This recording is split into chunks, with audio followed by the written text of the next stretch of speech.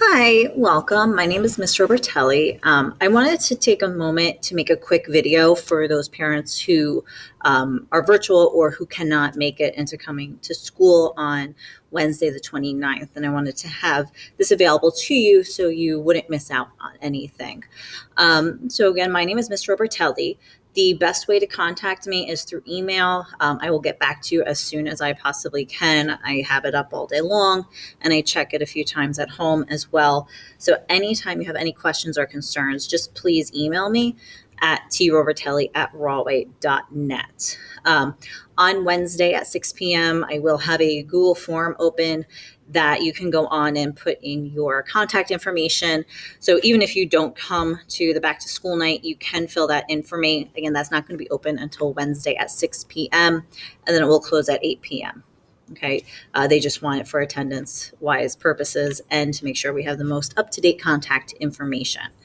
I do want to note that all my course syllabi and information is found on my Google site, which you can get through the Rawway High School page. And really everything is on my Google Classroom.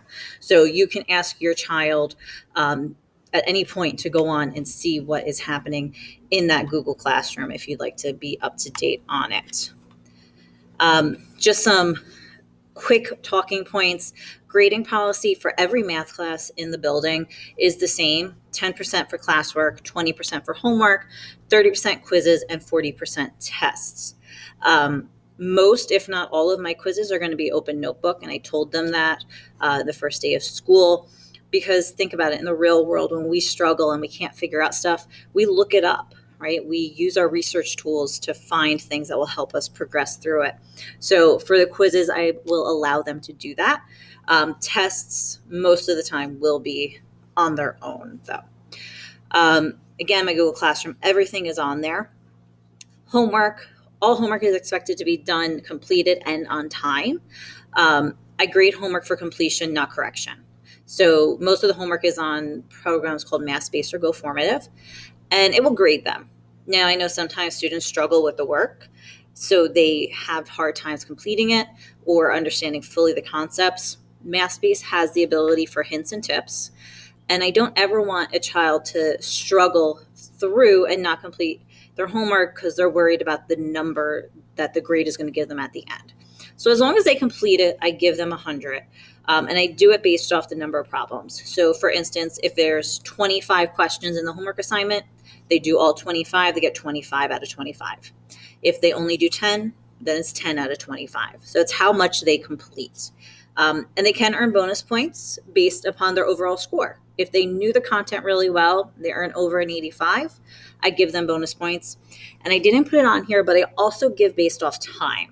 So if I know an assignment should only take them a half hour to do, but I see that they worked on it for an hour or longer, I do give them I give them some bonus points because I know they worked through that struggle, even if they didn't accomplish a good grade on it. Okay, so there are opportunities to get some bonus points.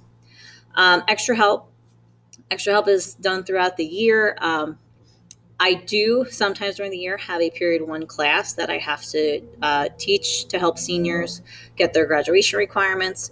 But when I don't have those classes running, I'm available for extra help in the morning and most days after school till about 3 o'clock. But I ask that your child let me know if they're going to be staying or not, just so I can prepare and I can let my son know at home if I'm going to be late or not. We also have interns and National Honor Societies in the building. They do offer extra help as well. So you can get information from the guidance counselors. And as I know that information, I will post it on the Google Classroom as well for your kids to take opportunities from. And the last thing on this page, YouTube channel. I have a YouTube channel. It is every lesson I taught in Algebra 2 last year on video format. So your child can go on and kind of scroll through and find anything. So if there's a concept they either missed, they were absent, or they just need to hear the lesson again, they can go on my YouTube channel and watch any of those videos. So that's a great tool for them. Okay. And lastly, in my classroom, I have all desks and tables, or I have all tables instead of desks. I love collaborative learning. I love the idea of working together. And my goal is to get students ready for the real world. I am not pretending like I believe every student's going to be doing Algebra 2 and pre-calc work after they leave here. I know that's not going to be the case. But if they can learn to work in a collaborative way, if they can learn to persevere through struggle, then I did something right for them. So with the tables and the groups, students will work together, they'll struggle together. I'm obviously here to help guide them through the struggle, but masks on, I have hand sanitizer all over the building, all over my classroom, and they'll sit together, they'll work together, and we will, as a class, collaboratively learn.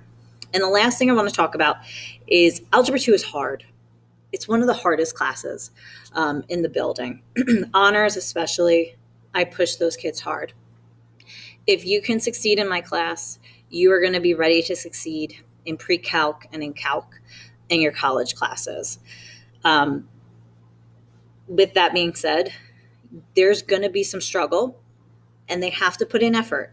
If they're just going to sit back and not do anything, their grade's going to reflect it. But as long as they put in effort, as long as they try, they do their classwork, they do their homework, they're going to succeed in my class and therefore succeed outside my classroom.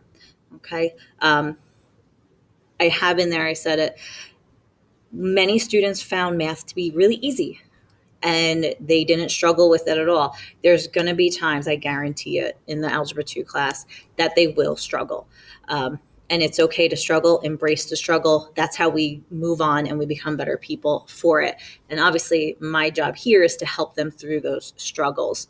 And they can always reach out to me and email me or private comment me in the assignments if they have a struggle at home and they can't work through it. But I wanted to put that out there for all you Algebra 2. And for my pre-calc parents, I have some of your kids in Algebra 2, so they're going to be well prepared. But pre-calc is almost a repeat of Algebra 2. It just kind of expands a little bit more on certain concepts, and we add in the second half of the year is more new material. But again, if they did well in their Algebra 2, they're going to do well in pre-calc. And